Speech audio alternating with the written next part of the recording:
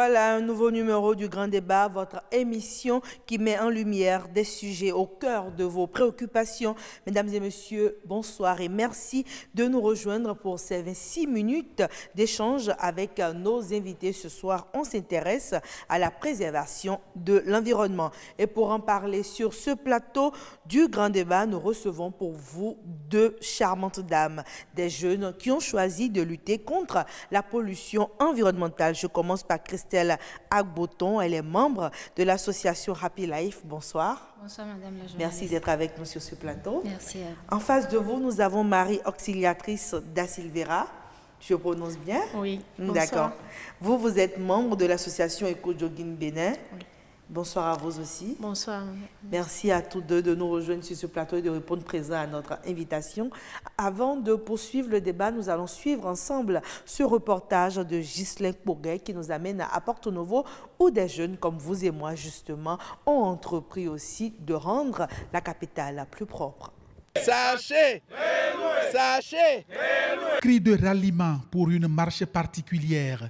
On a marché et on a couru sur les artères de Porto Novo, tout en ramassant les sachets plastiques. L'objectif est de ramasser les sachets, parce que les sachets ne sont pas dégradables. J'interpelle, j'exhorte les jeunes à faire comme nous autres, puisque c'est un très bon acte. Et nous n'aimerions pas que les autres se moquent de nous, que nous avons une ville sale. L'opération consiste à sensibiliser toute personne qui achète n'importe quoi dans un sachet, désormais, de le payer dans un sachet biodégradable. Plusieurs organisations non gouvernementales, l'association et groupes de jeunes ont participé à la marche. À leur tête, Dona Jean-Claude Oussou. Vous n'avez pas oublié que le gouvernement a décidé de la suppression des sachets plastiques dans l'environnement, compte tenu donc des méfaits que ces sachets engendrent. Il faut que chacun d'entre nous puisse y apporter sa part, puisse y contribuer. Et c'est pour ça que autour de moi aujourd'hui, vous voyez cette jeunesse déterminée qui veut montrer la voie, qui veut montrer le chemin à travers cette activité éco-citoyenne qui est de ramasser tous les sachets sur notre trajet. On s'aperçoit d'ailleurs que la tâche est immense, mais à la hauteur de l'engagement des gens que j'ai autour de moi. Les organisateurs de Eco Running se réjouissent de l'accueil qui leur est réservé à Porto Novo. Nous sommes très heureux de l'accueil que nous avons eu à Porto Novo. Nous sommes surtout très heureux de la mobilisation de la jeunesse à Porto Novo qui a pris sur elle cette organisation. Et pour nous, c'est une preuve que la jeunesse peut se mobiliser pour les causes qui les touchent. L'éco-running, c'est aussi une façon de sensibiliser parce qu'en courant, en ramassant les déchets plastiques, on se rend compte du fléau et surtout, on évite de jeter le sachet qui bouche nos canalisations. Tout au long du trajet, les populations sont sensibilisées sur les méfaits des sachets plastiques en musique. Voilà, mesdames et messieurs, vous l'avez compris, souvent c'est une activité qui se déroule en musique. Déjà, je me demande pourquoi souvent la présence de cette musique-là lors des différentes initiatives de jeunes. Je commence par vous. Oui, la musique fait danser. Donc, quand on court et on ramasse les ordures pour motiver les gens à aller plus facilement, à ne pas être fatigués, à aller jusqu'au bout de leur mission, mais un peu de musique, pour qu'il y ait plus d'ambiance et plus de ferveur. D'accord. Alors, vous pensez que la musique, ça booste un peu plus les jeunes à la tâche? Bien sûr que oui, bien sûr que oui. Parce qu'avec la jeunesse, c'est l'ambiance. Et avec de la musique, on est plus motivé, organisé à continuer le travail. D'accord. Donc, vous n'imaginez surtout pas une initiative du genre sans musique, hein? Ça ne se conçoit pas. Pas du tout. D'accord. Alors, on a justement vu dans ces images beaucoup de jeunes qui s'impliquent justement dans l'amélioration de leur cadre de vie. Mais là, on parle beaucoup de sachets parce que c'est d'abord les premiers déchets qu'on voit. Mais moi, ce qui m'intéresse, c'est de comprendre un peu pourquoi nous avons de plus en plus de jeunes qui s'impliquent dans la lutte justement contre la pollution environnementale. Ben, je dirais que puisque la jeunesse, elle est fait de lance, on ne peut rien sans cette jeunesse. L'avenir, elle n'appartient qu'à la jeunesse. Les personnes âgées, ceux du second âge, ils ont déjà fait leur temps. Donc tout ce qu'on aura comme problème à l'avenir, il n'y a que la jeunesse qui fera face.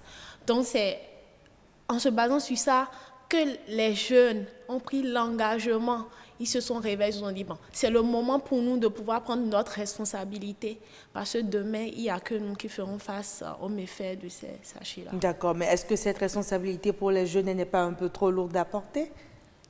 Même si elle est lourde, on est obligé de la porter. Parce que, comme Marie Auxiliatrice l'a dit, la génération qui est là est en train de partir. Nous sommes obligés d'assainir l'environnement pour notre propre bien, pour notre propre santé d'abord, et pour la génération future. Donc, quel héritage nous voulons laisser à l'avenir, à nos jeunes frères, à nos enfants. Donc pour cela, même si elle est lourde, on est obligé de la porter. D'accord. Mais bon, beaucoup entendent parler de pollution environnementale sans comprendre véritablement de quoi il s'agit. Comment est-ce que vous définirez la pollution environnementale? La pollution environnementale, c'est tout ce qui altère, tout ce qui dégrade l'environnement. Nous pouvons rapporter ça aux sachets, aux déchets plastiques et autres que nous jetons dans la nature après les avoir utilisés.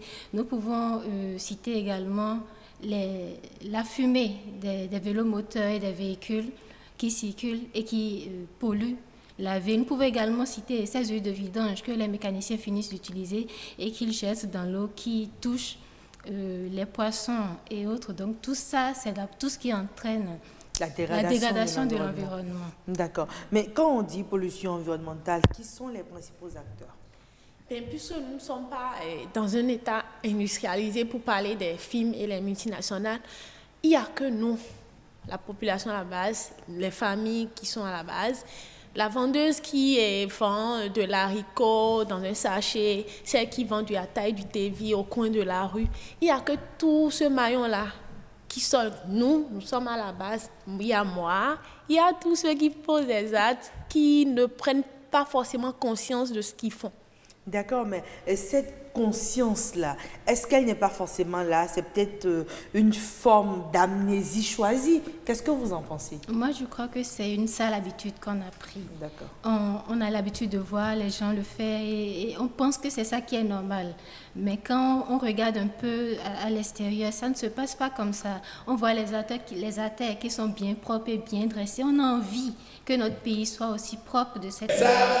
C'est pour cela qu'on s'est lancé dans cette démarche-là. D'accord, mais voilà, on se rend compte que souvent, comme initiative, il y a une marche, il y a une course.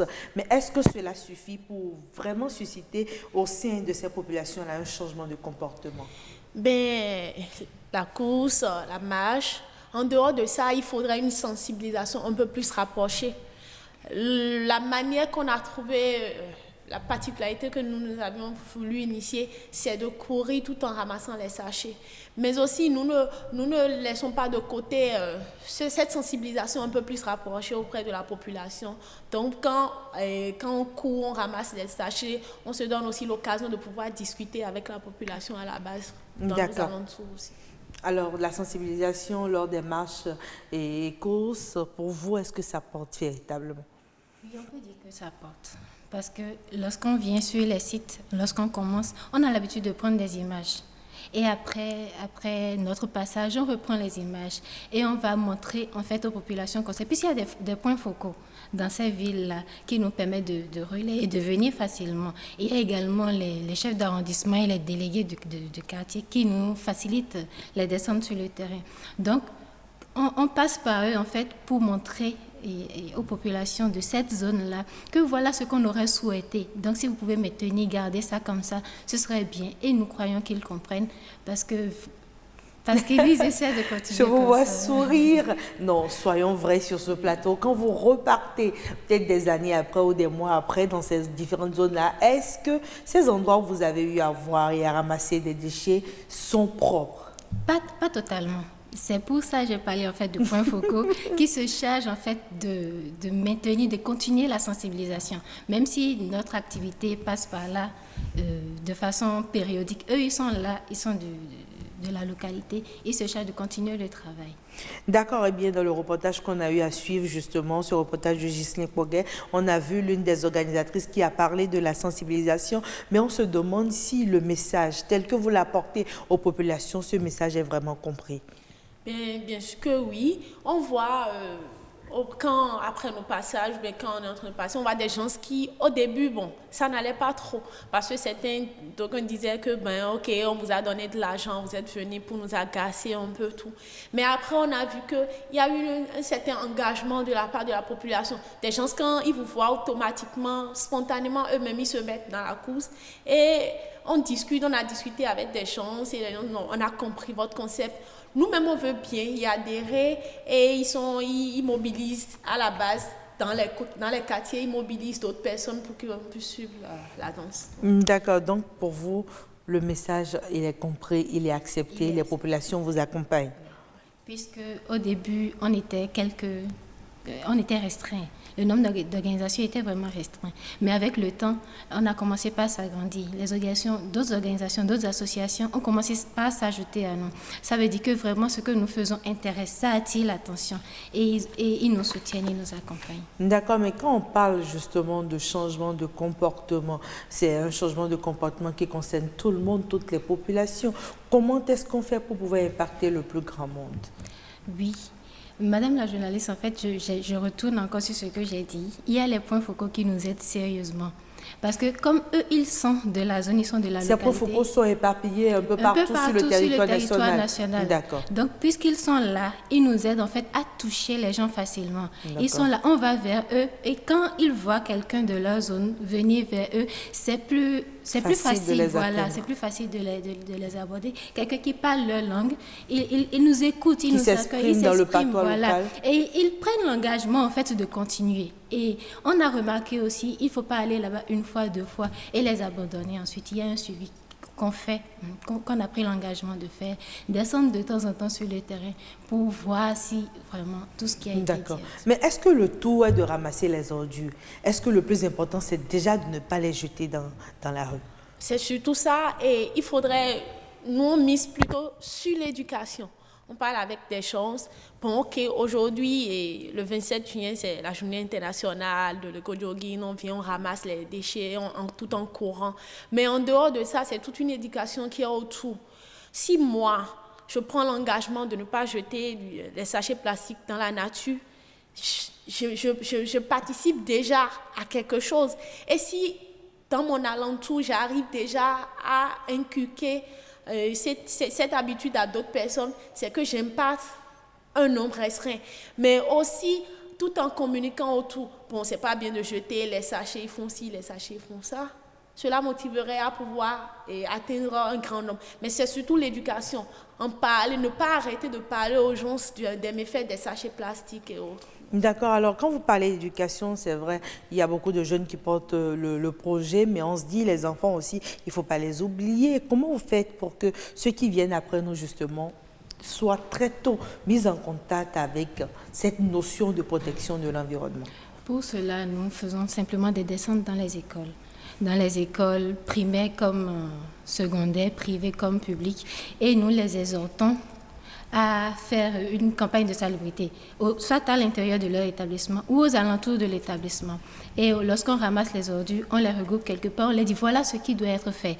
Donc on leur explique l'idée, la logique dans laquelle on est. Et on les invite à nous accompagner dans cet ordre-là. Et je crois qu'ils comprennent. D'accord. Alors, mesdames et messieurs, je crois que si vous avez déjà visité le Bénin une fois, vous le savez, Cotonou est taxé d'être l'une des villes les plus sales, en tout cas ici au Bénin. Et donc, nous avons beaucoup d'initiatives qui ont pour but de rendre cette ville-là beaucoup plus propre. Et nous avons justement une journaliste, une consoeur qui est allée à la rencontre de certains organisateurs d'événements qui, justement, font la promotion de la salubrité publique ici à Cotonou. On suit, on se retrouve après.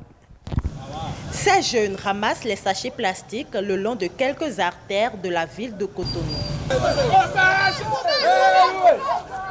Du tribunal de première instance de Cotonou, en passant par Kadjeou pour échouer à la place Bulgarie, ils veulent participer à assainir la ville. Leur leitmotiv, l'éradication des sachets plastiques. Ce que nous voulons dire à nos populations, c'est que nous le faisons pour nous. Nous ne rendons pas nos quartiers propres pour quelqu'un. Nous le faisons parce que nous avons besoin de vivre dans un environnement propre. Ce qui reste maintenant pour que les choses démarrent, c'est vraiment la répression. Une répression qui sera bientôt effective à travers l'application des peines prévues par les lois sur l'utilisation, la production et la commercialisation des sachets plastiques. Il y a des lois qui interdisent l'usage des sachets plastiques. Il y a des lois qui punissent de peine pénale, disons, l'usage de ces sachets plastiques-là. Avant de commencer à appliquer dans toute leur rigueur ces lois, il était important pour moi de m'associer à cette initiative. Nous ne sommes pas, bien évidemment, que dans une action de répression. Nous sommes également dans la sensibilisation, nous sommes dans l'éducation de nos citoyens. Répression, sensibilisation et éducation sont donc les armes déployées pour garder les rues de Cotonou propres. Il ne faut pas attendre seulement le 1er août ou lorsque des personnalités étrangères arrivent dans notre pays pour rendre notre cadre salubre. L'assainissement de notre cadre de vie, il est déterminant pour notre vie, pour la qualité de notre vie. Fini les sachets plastiques. Cela est possible à travers l'adoption de comportements sains qui préservent l'environnement. Voilà, souvent quand on parle de sensibilisation, beaucoup souhaitent qu'on passe à la répression et que peut-être avec cela, on est sûr de pouvoir avoir un résultat. Je ne sais pas ce qu'en dit mes activistes ici sur plateau. Je commence par vous. Est-ce qu'il faudrait qu'on puisse passer à la répression? Répression, oui, mais pas tout de suite. Je crois qu'on a parlé d'habitude. Donc, il faut continuer, pas sensibiliser, pas faire des descentes sur le terrain, pas faire des campagnes de salubrité, pas aller dans les écoles. On est en train de viser la génération future. Donc, je crois que si dès maintenant, on leur inculque cette habitude-là, on n'aura pas forcément besoin de sensibilisation, de sanctions. De répression. Donc. Alors, vous êtes d'accord avec cet avis? Bien sûr que je suis d'avis. Et puis, je dirais, les hommes qui me viennent plus à l'idée, c'est au temps de la Révolution. On voit, c'est pas de mon temps, certes, mais... Ah ben c'est clair, il faut préciser, c'est clair que c'est pas de votre temps. C'est pas de mon temps, mais j'ai eu quand même des échos, des parents nous ont raconté que il arrivait des jours où chacun devrait sortir avec son balai et nettoyer sa devanture. Ça s'est passé par une éducation, c'est tout un travail. Ah ben non, c'était pas qu'une éducation. Il faut savoir qu'à l'époque, c'était rigoureux. Si vous ne le faites pas, on pouvait justement vous emprisonner rien que pour cela. Voilà. Est-ce que c'est pas aussi cette forme de sanction, cette forme de bâton derrière les populations? C'est cela qui a fait qu'à l'époque de la Révolution, justement, on avait des villes qui étaient plus belles et plus propres. Oui, ça, oui. Mais je dirais toujours, il faut passer par l'éducation. Il faut aller dans les écoles aussi. Il faudrait qu'on puisse revenir sur cette éducation-là. Parler aux enfants de prendre soin de leur environnement pour qu'en retour, eux, ils soient des relais auprès de leur famille aussi. Quand ils sont à la maison, maman fait ci et maman, on a dit à l'école que ça ne se passe pas comme ça. On prend soin des sachets, on fait ci, on fait ça. L'éducation, ça doit se faire sur les enfants à la base, c'est surtout ça. Il faudrait l'inculquer ça dès la base. D'accord. Alors, les ordures, ce n'est pas que les sachets. Ça, on le sait, hein, quand on est en face des populations qui ne sont même pas abonnées à une ONG de collecte, justement, ces populations sont obligées de jeter leurs ordures un peu dans la rue. Et c'est vers ces mêmes populations que vous allez pour pouvoir faire la sensibilisation. Est-ce que vous n'avez pas parfois l'impression que ces populations sont en porte-à-faux avec cet idéal-là que vous prenez? Au début, oui, c'était un peu compliqué. Mais à force de le leur expliquer, ils se sont regroupés entre eux dans chaque localité, dans chaque zone. Et ils ont essayé de s'entendre sur la manière de regrouper, de collecter les ordures de leur localité. Et c'est ce qui se fait dernièrement maintenant. Il n'y a plus des dépôts, de grands dépôts sur la voie comme on l'observait, non? Des dépôts spécifiques où ils vont regrouper les déchets qui sont ensuite pris en charge par les structures de collecte. D'accord. Maintenant, quand vous vous rendez dans ces localités-là, comment se fait justement la mise en contact avec les populations pour éviter justement de se faire agresser et surtout que le message passe? C'est à ce niveau que nous allons remercier les chefs d'arrondissement, les délégués, les conseillers locaux et communaux qui nous aident vraiment. Ils font à l'avance des comment dire? Il y a le trieur public certainement. Voilà, c'est ce que j'allais dire. Qui dit déjà très tôt le matin qu'il y a des gens qui vont venir et qui vont faire telle chose et qu'on leur donne rendez-vous à tel endroit. Il y a un endroit qui est choisi dans la zone site et on se regroupe là. Et tout le travail commence là. Mais avant de commencer par balayer, il faut leur parler, leur dire pourquoi on est là, comment est-ce qu'on est en train de penser vouloir faire la chose et quel est le bien pour eux, pour leur propre santé et pour leur localité. Ça va surtout quand ils savent que ça va leur permettre d'économiser de l'argent. Au lieu d'aller à l'hôpital dépenser de l'argent, maintenir son environnement sain peut leur permettre d'économiser de l'argent, ils nous suivent facilement. D'accord, avant qu'on ne poursuive sur ce plateau, mesdames et messieurs, il faut dire que les 2 reportages qui ont été diffusés ont été réalisés justement bien avant la pandémie du coronavirus. C'est aussi le moment de vous exhorter justement au respect strict des gestes barrières. Nous allons poursuivre sur ce plateau. Donc, on parlait des initiatives des jeunes qui promeut justement la préservation de l'environnement. Maintenant, moi, je me suis toujours demandé, vous ramassez des tonnes d'ordures, que deviennent ces ordures-là? Ok, ces ordures, surtout les sachets plastiques qu'on ramasse, il y a des structures de collecte vers qui on se dirige, on leur envoie ça. Mais il y a aussi des structures qui utilisent ces déchets plastiques pour pouvoir confectionner des objets d'art. On fait des sacs avec des sachets de pure water, bien confectionné, on ajoute même du wax dedans et ça fait très moderne. Mais aussi, il y a des déchets électroniques que certaines structures utilisent aussi pour pouvoir confectionner des objets d'art qu'on peut toutefois vendre. C'est aussi toute une commerce qui est autour. On utilise ces déchets-là, nous, on les ramasse gratuitement sans forcément rien attendre. Et on renvoie à ces structures-là qui, en retour, se chargent de pouvoir recycler ou bien de les utiliser à bon escient. D'accord. On a pratiquement alors tout un secteur qui se développe autour justement de ces déchets collectés. Oui. D'accord, mais finalement, quelle est la dynamique après? Quel est l'objectif derrière? L'objectif, c'est d'assainir l'environnement, d'assainir l'environnement quoi qu'il en coûte. Donc, on exhorte nos confrères, nos compatriotes à le faire et on éduque également la génération future à le faire. Et en le faisant, on permet aux associations de femmes de pouvoir se faire de l'argent en confectionnant des sacs, des chaussures et tout. Et également aux artistes de pouvoir avoir des œuvres d'art qu'ils pourront vendre. D'accord, des œuvres d'art justement qui viennent d'objets recyclés, oui, d'objets, des déchets électroniques et autres. Alors déjà, petite curiosité sur ce plateau, hein, c'est de comprendre un peu, c'est rare, hein, mesdames et messieurs, vous le savez sur mes plateaux, d'avoir que des femmes, donc j'en profite. Comment est-ce que cela s'explique? De femmes qui militent pour la cause de l'environnement, vous y êtes arrivées comment dans ce secteur? C'est le désir de pouvoir marquer cette génération, changer quelque chose qui m'a particulièrement amené et à militer pour éco-jogging. Et en plus, c'est l'amour du sport. Faire le sport, mais une autre manière un peu plus particulière de pouvoir faire le sport tout en courant, j'assainis mon milieu. Donc, en gros, c'est ça. C'est l'envie de pouvoir changer quelque chose, le besoin, la responsabilité, prendre la responsabilité de vraiment marquer sa génération, de changer quelque chose qui nous ont amenés à nous retrouver dans ce projet. D'accord. Est-ce un idéal que vous partagez aussi? Oui, entièrement. Moi, je milite dans une association, Rapid Life Bénin. Et c'est cette association qui m'a permis, en fait, mis à part cette activité, à part d'autres activités que nous faisons, de me mettre dans le domaine de l'environnement, de travailler à l'assainissement de l'environnement. C'est une passion, c'est un devoir. C'est un devoir pour nous d'assainir l'environnement, pour notre propre santé et pour le bien-être de la génération future. D'accord. Alors, il paraît que justement, qu'on apprend qu'à travers les conséquences, quels sont les risques? Quels sont les risques que nous avons en tant que société? Quels risques nous encourons si nous ne prenons pas garde et qu'on décide de continuer à polluer l'environnement? À long terme, nous allons en souffrir sérieusement. Non seulement nous allons tomber malades, mais prenons l'exemple simplement des eaux usées.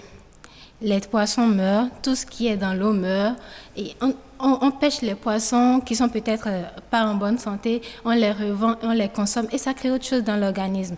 À part ça, la pollution atmosphérique. Si l'air qu'on respire n'est pas pur, on tombe forcément malade. Et un homme qui tombe malade, c'est des millions qui tombent. La santé n'a pas de prix. Donc, pour préserver sa santé, il vaut mieux assainir son milieu de vie. D'accord, assainir son milieu de vie, donc c'est gagner sur la santé. Mais est-ce que ce n'est que ça? Ce n'est pas que ça. Et je dirais... On dit les conséquences enseignent mieux que je ne vois pas le truc dans ce sens. Je dirais même, on est en période de crise, on sait que c'est une crise sanitaire, coronavirus, les gens s'y portent des masques. ils portent des masques chirurgicaux, on les dépose un peu partout. Mais on oublie que ces masques-là ont plus de 400 ans de vie pour pouvoir se dégrader. Et on sait que 400 ans, ma génération, ça passera. Il y aura plein d'autres générations. Ça concerne que les autres, c'est voilà, pas moi. Voilà, mais on se dit ça concerne que les autres. Sans oublier que ces autres qui viendront là, ce sont nos progénitures, ce sont des gens que c'est pas moi aujourd'hui, c'est peut-être quelqu'un de ma famille, c'est plein de gens. Donc on doit toujours prendre notre responsabilité. Il ne faut pas se dire, bon, les conséquences en c'est mieux. Je ne suis pas d'avis. D'accord, alors là, le plateau est à vous. Je vais avoir votre mot de fin, une exhortation à la jeunesse, justement, à tous ceux qui nous suivent, pour leur engagement, justement, en faveur de l'environnement. Oui, j'invite mes compatriotes, les jeunes, à prendre soin de l'environnement. Comme je l'ai dit, la santé n'a pas de prix. Donc, prenons soin de notre environnement et ayons l'habitude d'utiliser des sacs en tissu pour aller faire les emplettes. Ayons l'habitude d'utiliser des motos qui ne polluent pas. Prenons les bonnes habitudes maintenant pour préserver notre santé. Des bonnes habitudes pour préserver l'environnement, votre mot de fin à vous? Journée de l'éco-jogging, je fais le sport. On est en période de crise, mais depuis chez soi, on peut toutefois impacter tout un monde. Vous êtes à la maison, une petite minute de vidéo pour pouvoir sensibiliser les gens sur l'utilisation et aussi ce qu'il faut en faire des masques chirurgicaux après utilisation, mais aussi prendre de très bonnes habitudes et impacter d'autres personnes. C'est que moi, dans mon milieu, je prends une très bonne habitude. Je ne jette pas de sachet. Il y aura d'autres qui seront dans leur qui vont se dire, mais celle-là, on ne l'aura jamais fait ci. Celle-là, voilà, c'est déjà quelque chose. Et pour qu'on puisse contaminer les autres, les contaminer positivement. D'accord. Alors, donc, on exhorte les populations à comprendre véritablement qu'il est important et qu'il est très urgent de pouvoir préserver l'environnement. Donc, n'oubliez pas, après avoir utilisé vos masques, mettez-les dans des endroits adaptés. Ne les jetez pas juste dans la nature comme ça. Il y va de notre responsabilité à tous. En attendant de vous retrouver une prochaine fois pour un autre plateau du Grand Débat, je vous souhaite de bien prendre soin de vous. À la prochaine.